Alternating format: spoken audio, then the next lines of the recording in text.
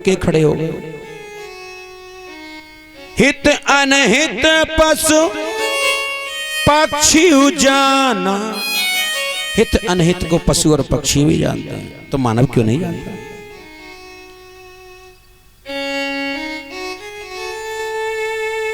आज वो घोड़े हैं ना, वो ये कहना चाहते हैं अक्रूर जी तुम कितने भी कोड़े बरसाओ, लेकिन हम कृष्ण बलराम को कभी भी मथुरा कंस के पास लेकर के नहीं आएंगे।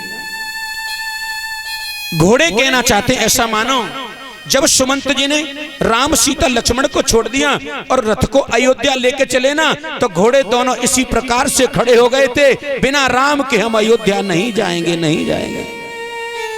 आज ऐसा ही भाव इन घोड़ों का है। अक्रूर तुम चले जाओ, कृष्ण बलराम को हम नहीं लेके आएंगे। लेकिन घोड़े वर्षाए विवश हो गए। विवश हो गए तो घोड़ों को जाना पड़ा। अक्रूर जाकर के नंद भवन में पहुंचे। नंदराय से मुलाकात हुई। नंद बाबा बड़े प्रसन्न हुए, दोनों बैया भर के मिले। अक्रूर बड़े दिनों के बाद तुम्हारा आगमन हुआ है, बोलो किस कारण से तुम्हारा आगमन हुआ? जलपान कराया। अक्रूर जी बोले मैं कैसे कहूं इनसे कि मैं तुम्हारे पुत्रों को लेने के लिए आया हूं। अक्रूर ने भीतर भीतर सोचा कहना तो पड़ेगा। नंदराय, कंस महाराज ने मथुरा में एक धनुष यज्ञ कराया है। उस धनुष यज्ञ में सभी ब्रजवासियों का निमंत्रण है और मैं तुम्हारे कृष्ण और बलराम को लेने के लिए आया हूं। इतनी बात नंदराय ने सुनी। नंदराय बोले अक्रूर, मैं अपने कृष्ण और बलराम को कभी मथुरा नहीं भेजूंगा। तुम्हें पता है जब से मेरे लाला को जन्म भयो है ना, दुनिया रात में चैन की नींद सोती है, पर मैं एक रात भी नहीं सोता। जब से मेरे लाला को जन्म भयो है ना, वो कंस उत्पात पे उत्पात करता है। कभी पूतना को भेजता है, कभी शकट भंजन तृणाव्रत को भेजता है, तो कभी अकासुर को भेजता है, कभी बकासुर को भेजता है। और तुम कहते हो कि मैं अपने लाला को तुम्हारे साथ मथुरा भेज दूं? ना अक्रूर, ऐसा कभी नहीं होगा। मैं अपने पुत्रों को कभी मथुरा नहीं भेजूंगा।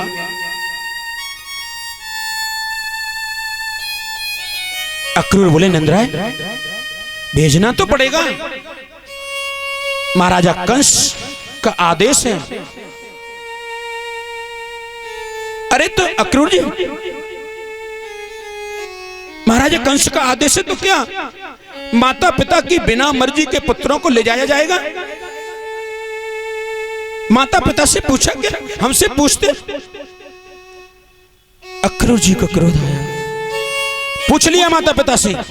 पूछ लिया, हमसे तो नहीं पूछा। अक्रूर बोले नंदराय, तुम माता पिता होंगे तभी तो तुमसे पूछा जाएगा। क्या कहना चाहते हो अक्रूर? हाँ नंदराय, सत्य यही है और सत्य को स्वीकार करो। ये कृष्ण तुम्हारा बेटा नहीं है, ये तुम्हारा लाला नहीं है। नंदराय ने इतनी बात सुनी और सुनकर के बोले अक्रूर, तुम्हारे स्थान पर अगर कोई दूसरा होता तो जुबान खींच के हम गर्दन से लपेट देते। तुम कहते हो कृष्ण हमारा बेटा नहीं है, हमारा लाला नहीं है। वो वृद्धा अवस्था में चौथेपन में जाकर के मैंने लाला पाया, मैंने उस कृष्ण को पाया है, और तुम कहते हो वो मेरा बेटा नहीं है। हाँ नंदराय, कृष्ण तुम्हारा बेटा नहीं है, ये वसुदेव और देवकी का बेटा है। इतनी बात सुनी तो नंदराय मूर्छित होकर के पीछे गिर पड़े। नंदरानी आई, भैया अक्रूर, तुमने ऐसा क्या कह दिया नंदराय जी से जो मूर्छित हो गए? बोलो ना क्या बात है, मुझे बताओ, मेरा दिल घबरा रहा है, बोलो ना क्या बात है। अक्रूर बोले भाभी जी, जो बात मैं तुमसे कहने के लिए जा रहा हूं ना, तुम उसे सुन करके सहन नहीं कर पाओगी। अगर तुम सुनना चाहती हो तो अपने हृदय पर पत्थर बांध लो, पत्थर बांध लो। क्या बात है ऐसी, बोलो।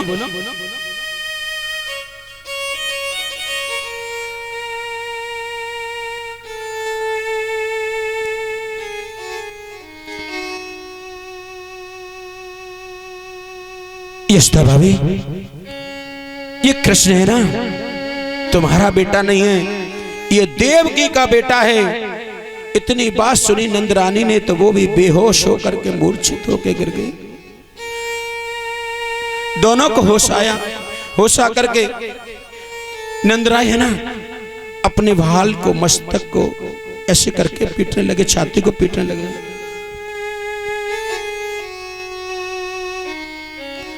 भीतर द्वारकाधीश का मंदिर बना हुआ है भगवान विष्णु का, नंद भवन में।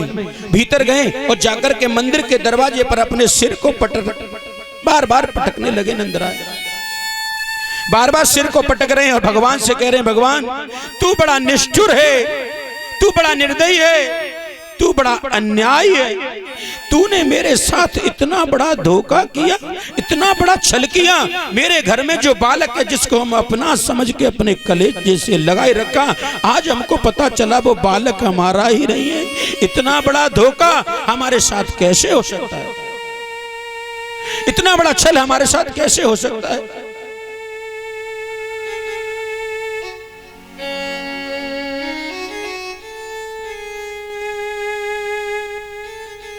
आज फिर से निकल करके आए।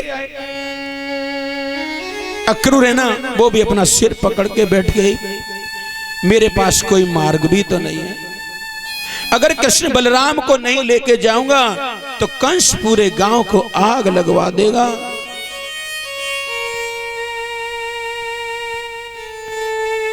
बाहर निकल के आए यशोदा और नंद बाबा।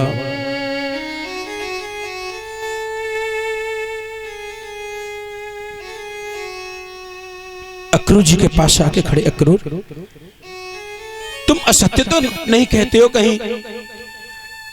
आंखों में अश्रु भर के बोले, नहीं यही सत्य है। ये कृष्ण वसुदेव और देवकी का बेटा है। दोनों फिर से बेहोश हो गए। इतनी देर में कृष्ण बलराम दोनों चले आए भीतर। चाचा अक्रूर, हम तुम्हारे साथ मथुरा चलने के लिए तैयार हैं। तुम महाराजा कंस के पास हमें लेकर के चलो, चाहे हमको फांसी पर चढ़वा देना, लेकिन तुमने हमारी यशोदा मैया से जो ये कहा ना कि हम उसके बेटे नहीं हैं, हम ये कतई बर्दाश्त नहीं कर सकते। जब से हमने आंखें खोली है ना, यशोदा मैया के अलावा हम किसी को नहीं जानते। यशोदा मैया के अलावा हमने किसी को नहीं देखा। चाचा एक बात है, अगर मैया और बाबा अगर इनकी मूर्छा खुल गई ना तो ये अपने प्राण दे देंगे, पर तुम्हारे लिए ये अपने कृष्ण बलराम को कभी नहीं देंगे। इनको होश न आ जाए उससे पहले तुम हमें मथुरा लेकर के चलो। अक्रूर जी जल्दी जल्दी चल दिए। कृष्ण बलराम दोनों ही महल से निकल के जा रहे हैं।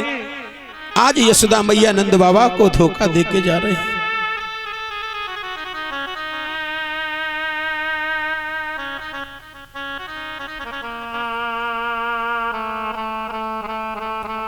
जिसने बचपन से पाला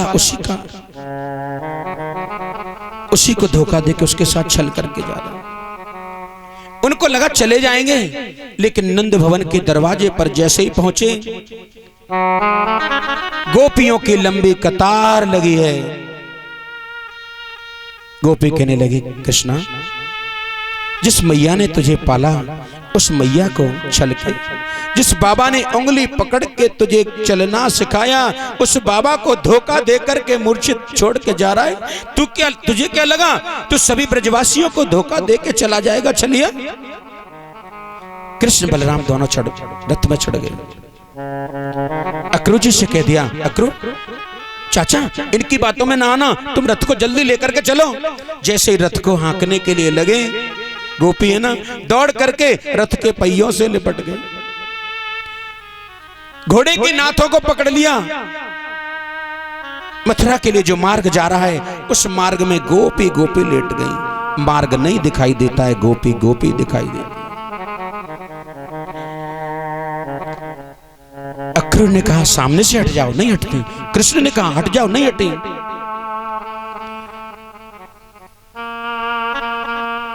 जाते हो कहां इतना लाड़ लड़ाकर, जाना है तो जाइए रथ हमारे ऊपर चढ़ाकर, हमारे ऊपर से रथ चढ़ा के ले जाओ। अक्रूर, तुम अक्रूर नहीं हो, मुझे तो लगता है कि तुम क्रूर बन करके आए हो, तुम क्रूर बन करके आए हो। तुम हमारे कृष्ण को, हमारे बलराम को धोखे से लेके जा रहे हो। वो कंस है ना, हमारे कृष्ण बलराम को लाला को सतावे।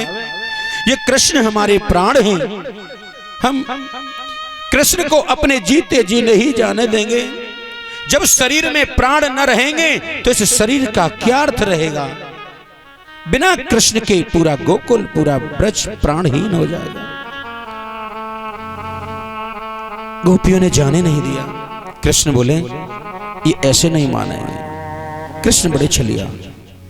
कृष्ण ने पूछा तुम इतना प्यार करती हो मुझसे, इतना प्रेम करती हो? गोपी कहने लगी हाँ। तो देखो जो जितना प्रेम करता है ना, और जब वो कहीं जाता है, हम मथुरा जा रहे हैं और एक बार कोई चला जाए, क्या पता जीवन पर्यंत फिर कभी मिले ना मिले। तो जब जाते हैं ना तो कुछ मांगते हैं तो फिर देना पड़ता है। पहले ये बताओ कितना प्रेम करती हो? ये कैसा प्रश्न है तुम्हारा? कितना प्रेम करती हो? बोलो ना। कितना प्रेम किया है तुमसे,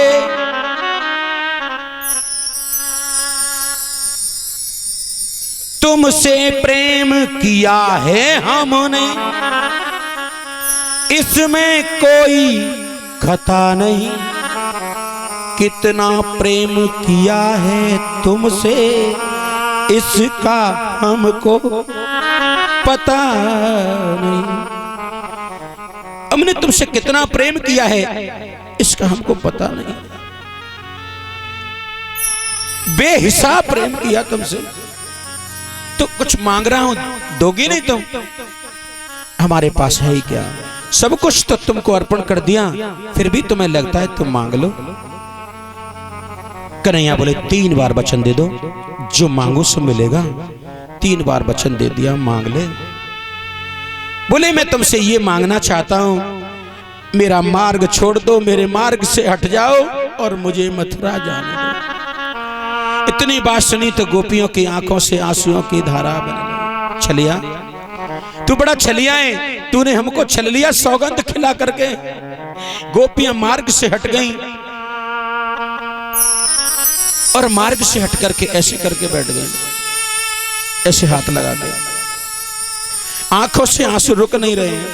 जिससे इतना प्रेम किया वो ऐसा धोखा, ऐसा छल करेगा, कभी सोचा ही नहीं। अपना भी कोई अपना हो, हर दिल का सपना होता है। रोते के आंसू पोंछ सके, बस वो ही अपना होता है। आज एक गोपी बोली देखो तुमने हमें तो धोखा दे दिया, हमारे साथ छल किया, हमें छल के जा सकते हो, लेकिन तुम्हें पता है एक और है ब्रज में जिसे तुम धोखा दे के नहीं जा सकते। कृष्णा ने पूछा कौन? गिरजा शंकर आधे हैं, ऐसे ही कृष्ण राधे हैं। उस राधे को छल के नहीं जा सकते। कन्हैया को जैसे देखा, ओहो आज हम मथुरा जा रहे हैं और आज राधा नहीं आई। एक बार जाने के बाद क्या पता कभी फिर मिले ना मिले, आज राधा को आना चाहिए था।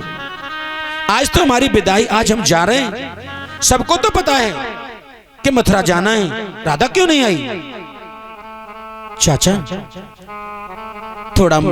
थोड़ी सी मोहलत दे दो, राधा से मेरे बचपन का प्रेम है, मैं राधा से मिलके आता हूं। राधा के पास गए तो राधा पनघट पर ऐसे हाथ रख के बैठी और एक हाथ से ऐसे कंकड़ मारती है पानी में। कन्हैया गए, राधा नहीं बोली, राधा नहीं बोली, राधा मैं कृष्णा नहीं बोली। कृष्णा ने अपनी ये उंगली लेकर राधा की ठोड़ी में लगाई, राधा मैं कृष्णा नहीं बोली। राधा आज हम जा रहे हैं, क्या पता फिर कभी मिले ना मिले, तुम क्यों नहीं आए? अब राधा बोली, कृष्णा एक बात पूछो, पूछो लोग प्रेम क्यों करते हैं? क्या मरमर के जीने के लिए ही प्रेम किया जाता है? क्या छल और धोखा खाने के लिए ही प्रेम किया जाता है? जिसके लिए हम अपना सब कुछ समर्पण कर देते हैं, हमें वही क्यों धोखा दे देता है? वही हमको क्यों छल के चला जाता है? बताओ कृष्ण। राधा तुम्हारे प्रश्न का उत्तर मैं सीधा सीधा नहीं दे सकता। कृष्ण मेरे दरवाजे पर एक वृक्ष है, एक पेड़ है। जब उसका पत्ता पीला हो जाता है तो पत्ते को पता चलता है कि अब मेरा इस वृक्ष से दूर होने का समय आ गया। उधर में उस वृक्ष को भी पता चल जाता है कि इस पत्ते को अब मुझसे दूर जाने का समय आ गया। कृष्णा वो पत्ता कहता है, पत्ता बोलो वृक्ष से, सुनो वृक्ष बन रहा है, और अब के बिछड़े कब मिले सो कहीं दूर बसेंगे जाए। ऐसे वो पत्ता कहता है। पत्ता बोला वृक्ष से, सुनो वृक्ष बन रहा है, अब के बिछड़े कब मिले सो कहीं दूर बसेंगे जाए। हमारा तुम्हारा सदा सदा का साथ प्रेम रहा, लेकिन आज जा रहे। लेकिन कृष्ण बड़े छलिया, राधा मेरे दरवाजे पर भी एक वृक्ष है। जब उस वृक्ष का पत्ता पीला हो जाता है ना, तो वृक्ष कहता है पत्ते से, तरवर बोला पात से। पात माने पत्ता, तरवर माने वृक्ष। वृक्ष कह रहा है अब, तरवर बोला पात से, सुनो पात मम बात, और इस जग की यह रीत है, जो आवत सो जात। इस जग की ये रीत है, जो आता है उसे एक दिन जाना पड़ता है। कन्हैया समझा रहे हैं, राधा पहले होता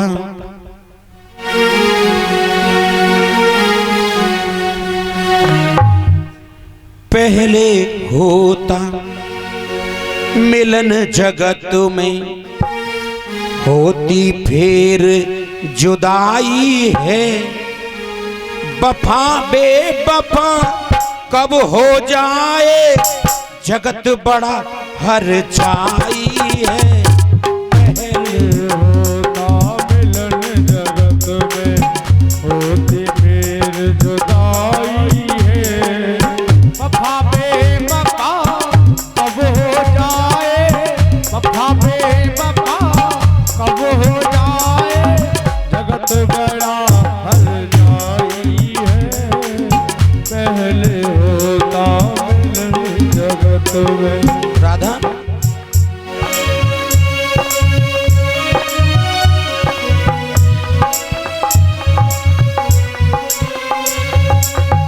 कभी यहाँ हो ता महाभारत बनती है, कभी रामायण।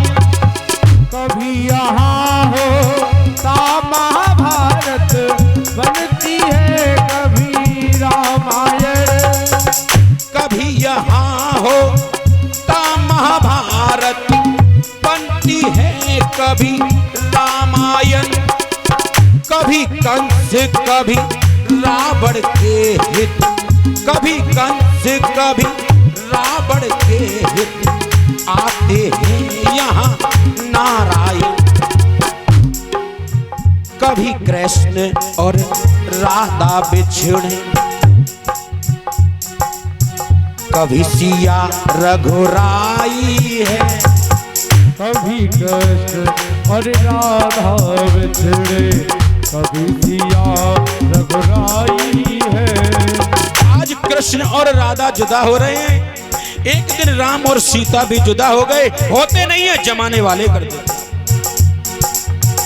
जुदा कोई होता नहीं है, जमाने वाले कर देते हैं। कोई किसी से दूर नहीं होता है, वो दूर होने के लिए मजबूर होता है। जमाने वाले दूर कर देते हैं। राम ने कहा सीता से मैं तुम्हें वनवास देता हूं। सीता ने पूछा क्यों? कोई एक व्यक्ति कह रहा है कि मेरी स्त्री एक रात किसी के यहाँ रह के आई, मैं इसे घर में नहीं रखूंगा। ऐसा तो राजा राम ही है जो 6 महीने रावण के यहाँ रह करके आई, फिर भी घर में रख लिया। सीता बोली जब तक करूं निशाचर नासा, तब तक करो अग्नि में वासा। जब तक करो निशाचर नासा, तब तक करो अग्नि में वासा। प्रभु जब आपने शूर्पणखा की नासिका भंग की तो तुमने मुझसे कहा था सीता जब तक करूं निशाचर नासा, तब तक करो अग्नि में वासा। जब तक मैं इन निशाचरों का नाश नहीं कर दूं, तब तक तुम अग्नि में प्रवेश कर जाओ, अग्नि में रहो या सुरक्षित रहोगी। तो मैं तो रावण के यहाँ गई नहीं। तुम तो जानते हो ना। राम बोले मैं जानता हूं और तुम जानती हो, लेकिन ये जमाना नहीं जानता। इस जमाने की वजह से तुम्हें जाना पड़ेगा।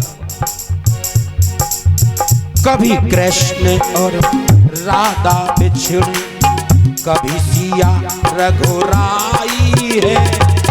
कभी कृष्ण और राधा बिछड़े, कभी सिया रघुराई है।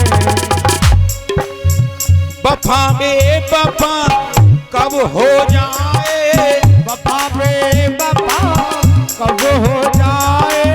जगत बड़ा हर जाई है। पहले होता मिलन जगत में, होती फिर जुदाई है। वफा में वफा कब हो जाए, वफा में वफा कब हो जाए। जगत बड़ा हर जाई है। पहले होता मिलन जगत में। कृष्ण बोले राधा अब हम जा रहे हैं, एक बार मुस्कुरा दो। राधा ने नहीं मुस्कुराया। कृष्ण बोले राधा तुम मुझसे बहुत प्रेम करती हो ना? कोई जवाब नहीं। देखो जो किसी से बहुत प्रेम करता है ना, जब वो जाता है तो वो कुछ मांगता है तो देना पड़ता है।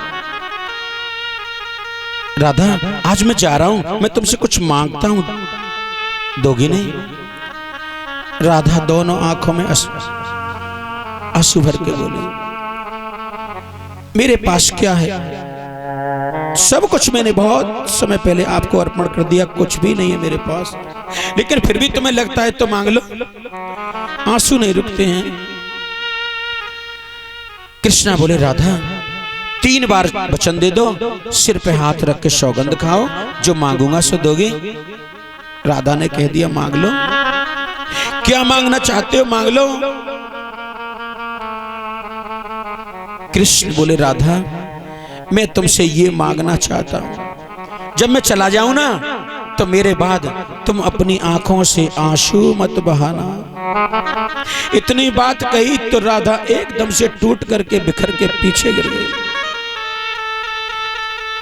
बोली छलिया, बड़ा नटखट छलिया निकला तू। अगर किसी माँ का बेटा मर जाए तो उसके पास एक साधन होता है आंसू। आंसुओं के सहारे जीवन काट लेती है। अगर किसी पत्नी का पति उससे दूर हो जाए तो उसके पास एक साधन होता है, आंसू, और आंसुओं के सारे जीवन काट लेती हैं। अगर किसी प्रेमी का प्रेमी, भाई का भाई दूर हो जाए तो बस एक साधन होता है, आंसू, उसके सारे जीवन काट लेते हैं। और तुमने तो मेरा वो सहारा भी छीन लिया। जो मैं ऐसो जानती, प्रीत करे दुख होए, तो नगर ढिंडोरा पीटते, तो नगर ढिंडोरा पीटते, प्रेम न करियो को। राधा मूर्छित हो गई। इतना कह करके कन्हैया उसे छोड़ के चले गए। चाचा अब रथ को तुम जल्दी से लेकर के चलो। जैसे रथ को लेकर चले ना, गोपियां खड़ी हो गई। सामने ही तो नहीं आएंगी, ऐसे ही तो सौगंध खाई, लेकिन पीछे तो आएंगे ना। कन्हैया आगे आगे, गोपी पीछे पीछे जा रही है, छोड़ेंगे नहीं। चाचा ये गोपियां ना पीछे आएंगी, तुम रथ को तेजी से दौड़ाओ। रथ को तेजी से दौड़ाया, गोपियों के पैर थक गए और थक थक करके नीचे गिर गई। अब रथ दिखाई नहीं दे रहा, आंखों से ओझल हो गया। गोपियां ना पेड़ों पर चढ़ गई और पेड़ों पर चढ़ करके देख रही हैं वो रथ जा रहा है। आंखों से आंसू बंद नहीं होते। याद आती है बचपन में कितना प्रेम करते, साथ रहते, कितना प्रेम था। बातें होती, उनकी स्मृति आती है, साथ रहने की स्मृति आती है, याद आती है। ऐसे बात करते थे, ऐसे रहते थे, ऐसे जाते थे, ऐसे बैठते थे, ऐसे आते थे। आज वो छोड़ के चला गया। जाने कब आएगा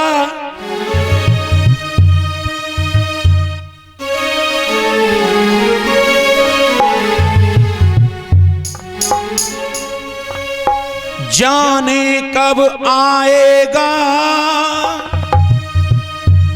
मुझे अपना बनाएगा।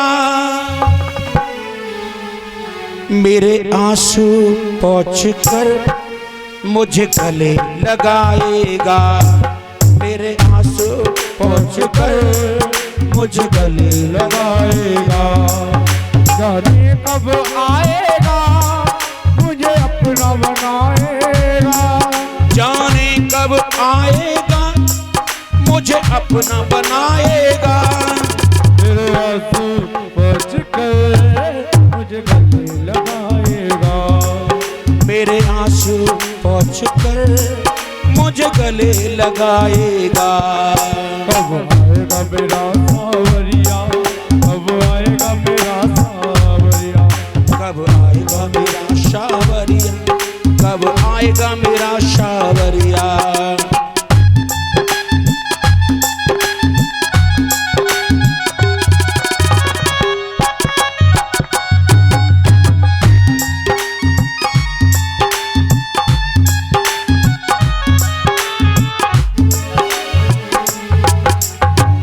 कन्हैया रे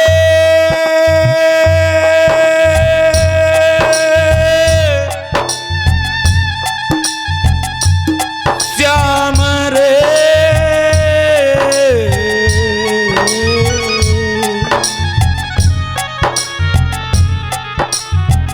हम बदसूरत हैं, हम बदसूरत हैं। तेरा प्यार पाके खूबसूरत बन जाएं। वैसे हमारी किसी को जरूरत नहीं। प्यार तुम इतना करो हम तुम्हारी जरूरत बन जाएं।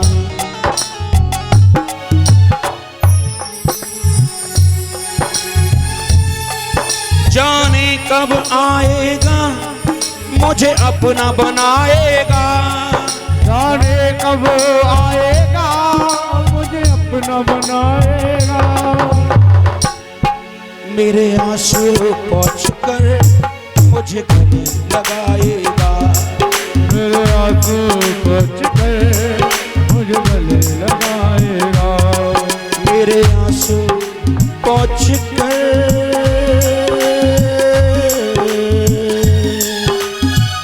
गले लगाएगा। वृक्षों पर ऊपर बैठे, जाने कब आएगा मुझे अपना बनाएगा। मेरे आंसू पोंछ कर मुझे गले लगा। रथ चला गया, गोपियां नीचे उतर गया। यशोदा मैया और नंद बाबा को होश आया, निकल के बाहर आए। गोपियां मार्ग में बैठी, गोपियों से पूछा हमारे लाला को देखो। मैया तेरा लाला सबको धोखा दे के छल के चलो गए। किधर गया है बताओ? मथुरा की ओर चला गया। यशोदा मैया नंगे पैर दौड़ने लगी, लाला रुक जा, लाला रुक जा, लाला रुक जा, लाला रुक जा। कन्हैया ने मैया की पुकार सुन ली। कबीरदास तो ऐसा कहते थे, चींटी के पैर में घुंघरू बांध दिया जाए तो उसकी आवाज भी भगवान सुन लेता है।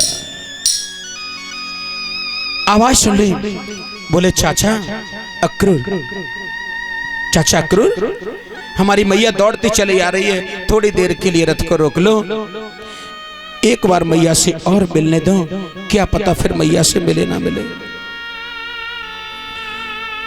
कृष्ण बलराम दौड़ करके गए, इधर से मैया दौड़ के जा रही है। जैसे मैया दौड़ करके गई, कृष्ण बलराम रथ में से एकदम से कूद कर मैया की गोदी में लिपट गई।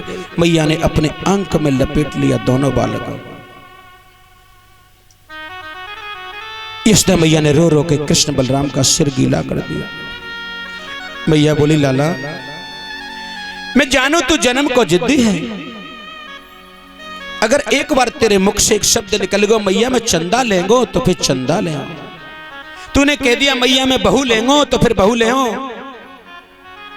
तूने कह दिया मैया मुझको माखन मांगे तो माखन चाहिए। लाला तू बड़ा जिद्दी है मैं जानू, लेकिन तू मुझे एक बात बता, तू जिद्दी है तू जाएगा, लेकिन मुझे एक बात बता, तू लौट के कब आ जाएगा?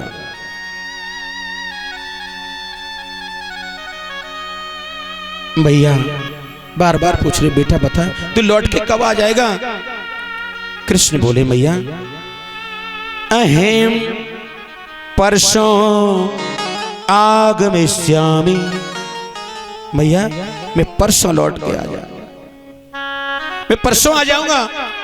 बेटा तू मथुरा में खुश रहना, तू सब याद करना, लेकिन तू ऐसा याद मत करना मैंने तुझे ओकल से बांधा, मैंने तुझे सांटी से कई बार पीटा, तुझे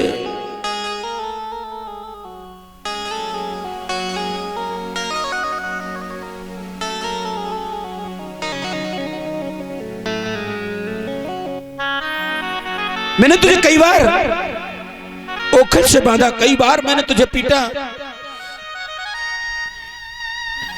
तू सब याद करियो, पर मैंने तुझे रस्सी से बांध करके पीटा।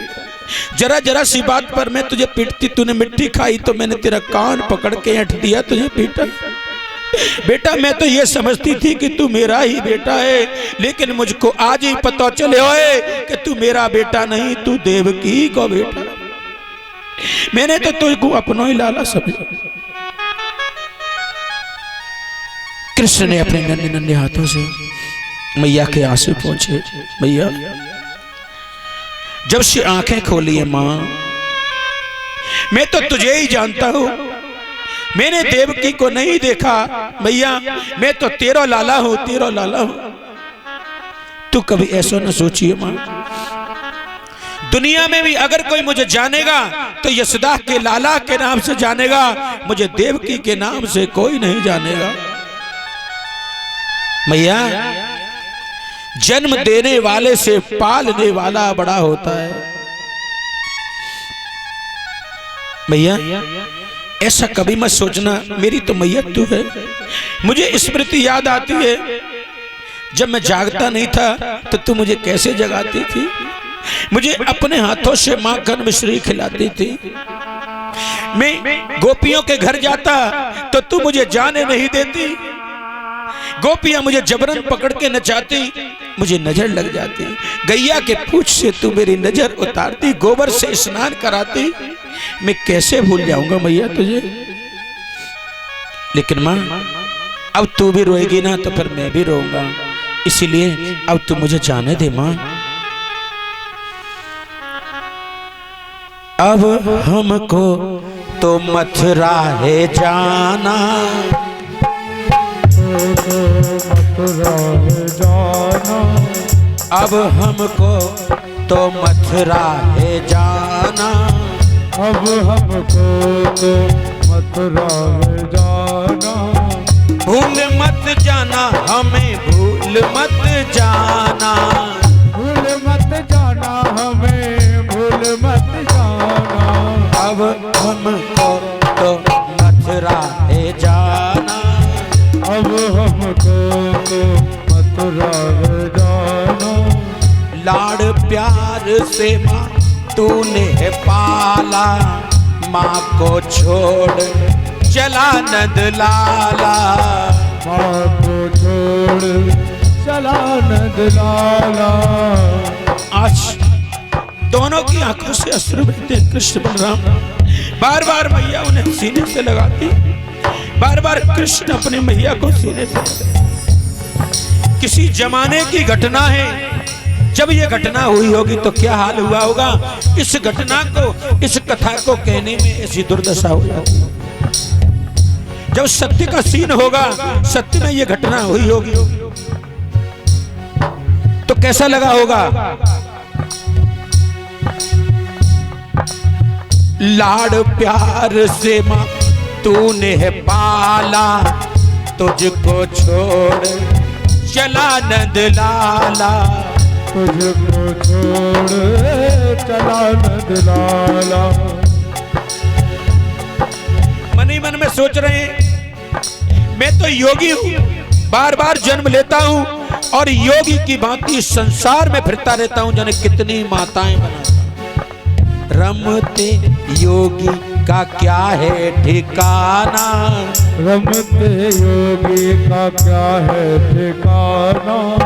भूल मत जाना हमें, भूल मत जाना, भूल मत जाना हमें, भूल मत जाना। अब हमको तो मथुरा है जाना, अब हमको तो मथुरा है जाना। अपराध मेरे क्षमा किए हैं, अपराध मेरे क्षमा किए हैं। मैं रोज अपराध करता था, कभी मटकी फोड़ के आता, कभी दही लूट के आता, लेकिन तू मेरे सभी अपराधों को क्षमा कर देती। माता होती ही ऐसी। बालक कितने भी अपराध करके आए, पिताजी से भी छुपा लेते। ये माता की ममता होती। अगर पड़ोसी भी कहे ना तेरा बेटा गलत, तेरे बेटे ने ये काम किया, तो उसको भी छुपा लेती है, मेरा बेटा ऐसा नहीं है। अपराध मेरे क्षमा किए हैं, अपराध मेरे क्षमा किए हैं। मैंने तुझे दुख ही दुख दिए, ओ मैंने तुझे दुख ही दुख दिए हैं। भैया जिस दिन से मैं तेरे घर में आया, मैंने तुझे दुख दिया। मेरे कारण से कभी पूतना आकर के तुम लोगों को, सभी ब्रजवासियों को संकट देती। मेरे कारण कभी सकट भंजन तृणावर्त बवंडर आ जाता, तो कभी अकासुर, कभी बकासुर, कभी कालिया। मेरे कारण से सभी ब्रजवासियों ने बड़ा संकट झेला। मां मैंने तुझे दुख ही दुख दिए हैं, मैंने तुझे दुख ही दुख दिए हैं। सृष्टि दिखा के मुख में डराना, सृष्टि दिखा के मुख में डराना। तू मेरी भोली माँ थी, मैं सृष्टि दिखा करके मुख में तुझे डरा दिया करता था। तू तो बोलिए माँ मुझे क्षमा कर देना। हर घर में मेरी एक माता, हर घर में मेरी एक माता।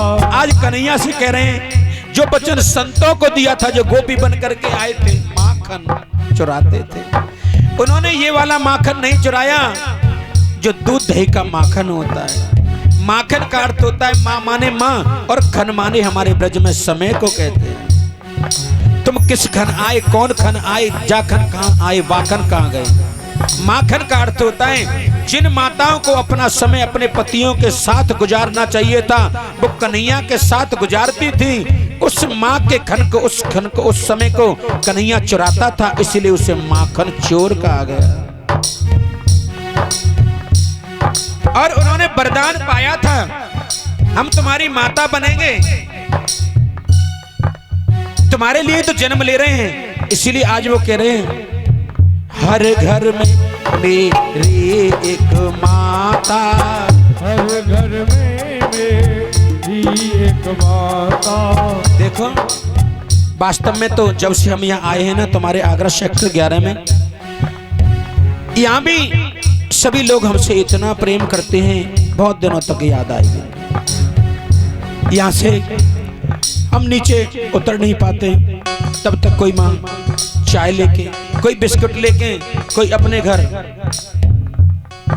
कोई माँ चाय लेके आती है, कोई बिस्कुट लेकर के आती है, कोई कुछ लेकर के आती है। इतने प्रेम से भोजन कराते हैं, ऐसा लगता है कि हम मानो मथुरा ब्रिज में रहते हो, हम आगरा में रहते नहीं। मुझे भी लगता है, देखो कितना प्रेम करते हैं। तुम्हें पता है कोई बोदला चौड़ाई से, कोई उससे भी आगे कंचन विहार, शारदा विहार, भगवती विहार, बोस्टन स्कूल, उससे भी आगे पानी भरा हुआ है, रास्ते नहीं है, लेकिन लोग आने से मानते नहीं है। कितनी दूर दूर से आते हैं, केवल एक प्रेम का रिश्ता है और इनसे मेरा कोई ताल्लुक नहीं, मैं किसी को नहीं जानता।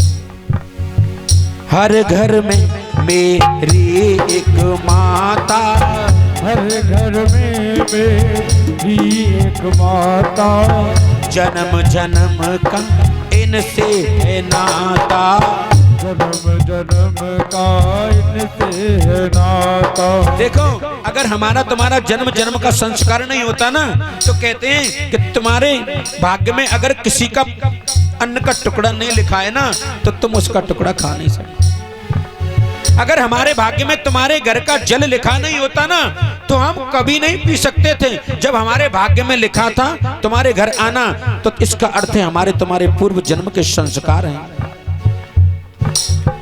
हर घर में मेरी एक माता, हर घर में मेरी एक माता। जन्म जन्म का इनसे है नाता, जन्म जन्म का इनसे है नाता। लेकिन हमारे अंदर एक कमी है, इनके अंदर नहीं। आता नहीं हमको रिश्ता निभाना, आता नहीं हमको रिश्ता निभाना। भूल मत जाना हमें, भूल मत जाना, भूल मत जाना हमें, भूल मत जाना। अब हमको तो मथुरा है जाना, अब हमको तो मथुरा है जाना। अपना बना के तुम्हें छोड़ चले हम, अपना बना के तुम्हें छोड़ चले हम। अपनों से नाता तोड़ चले हम, अपनों से नाता तोड़ चले हम। मिलना बिछड़ना रीत रही है, मिलना बिछड़ना रीत रही है। लेकिन दिलों पे क्या बीत रही, लेकिन दिलों पे क्या बीत रही है। अब तुम्हारी यादों को, स्मृतियों कैसे भूल जाएंगे, क्या नहीं, बहुत दिनों तक याद आती है। यादों से मुश्किल है पीछा छुड़ाना, यादों से मुश्किल है पीछा छुड़ाना। लेकिन आप भी भूल मत जाना, हमें भूल मत जाना, भूल मत जाना, हमें भूल मत जाना। अब हमको तो मथुरा है जाना, अब हमको तो मथुरा है जाना। भूल मत जाना, हमें भूल मत जाना, भूल मत जाना, हमें भूल मत जाना। अब हमको तो मथुरा है जाना। भैया अब हमें जाने दो। भैया ने बार बार सिरे से लगाया, तुझसे दूर होने का मन नहीं करता, तू हमारे घर का खिलौना है। आज तू चला जाएगा ना, आंगन खाली खाली, दिल खाली खाली हो जाएगा, पूरा वृक्ष खाली खाली हो जाएगा।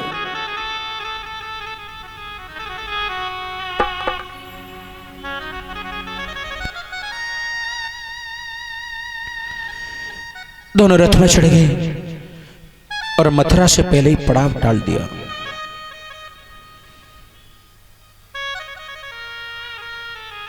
एक कपड़े धोने वाले से कपड़े लिए और एक दर्जी के यहाँ अपने नपाने की बनवा लिए। आगे चले गए, सामने कुब्जा आ रही, कुब्जा हाथ में लेपन है, कंस की दासी। कुब्जा बार बार मुड़ के देख रही है, ये कौन, इनको पहले कभी नहीं देखा इस नगर में। उन्होंने कह दिया, सुंदरी जरा इधर आओ। तो लगे कहने, इस नगर के लोग मुझे सभी सुंदरी कह करके मेरा अपमान करते हैं, मेरी पीठ पर कुबड़ है, मैं कुब्जा हूं,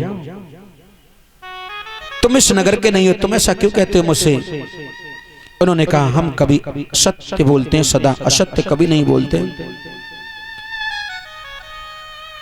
क्या चाहती हो बताओ। मेरा मन करता है तुम्हारे माथे पर चंदन लगा दूं। तो लगा दो ना। लगाने का प्रयत्न किया, लेकिन कन्हैया जी ना और ऊंचे हो गए, क्योंकि जब कोई इनके गले तक मस्तक तक जाना चाहता है ना तो ऊंचे हो जाते हैं। ऐसे ही सीता जी ने बरमाला डाली तो जो और ऊंचे हो गए। राम कृष्ण दो एक हैं, अंतर नहीं निमेष, इनके नैना गंभीर हैं और उनके चपल विशेष। दोनों में कोई अंतर नहीं है, वही राम और वही श्याम। आदत कहां जाएगी, वही आदत है। ऊपर कर लिया ऐसे करके, तो माथे तक नहीं पहुंची, उसने चरणों पर ही हल्दी का लेपन कर दिया। कन्हैया बोले, मस्तक पे लगाओ ना। कैसे लगाओ, मैं पहुंच ही नहीं पा रही। कन्हैया बोले, कोशिश करने वालों की कभी हार नहीं होती, कोशिश करके तो देखो, कोशिश करने वालों की कोशिश कभी बेकार नहीं होती। तो उन्होंने ऐसे करके हाथ बढ़ाया। कन्हैया जी ने अपने पैर का अंगूठा उसके पैर के अंगूठे पर रखा और उसकी ठोड़ी में उंगली लगा करके इस प्रकार से सीधा कर दिया और अपने स्वरूप को पा गई। उसका उद्धार हो गया, सुंदर रूप में परिवर्तित हो गई। बोले भक्तवत्सल भगवान की जय। कुब्जा ने पहचान लिया, तुम राम हो। हाँ, तो तुम मुझे पहचानो, मैं शूर्पणखा हूं।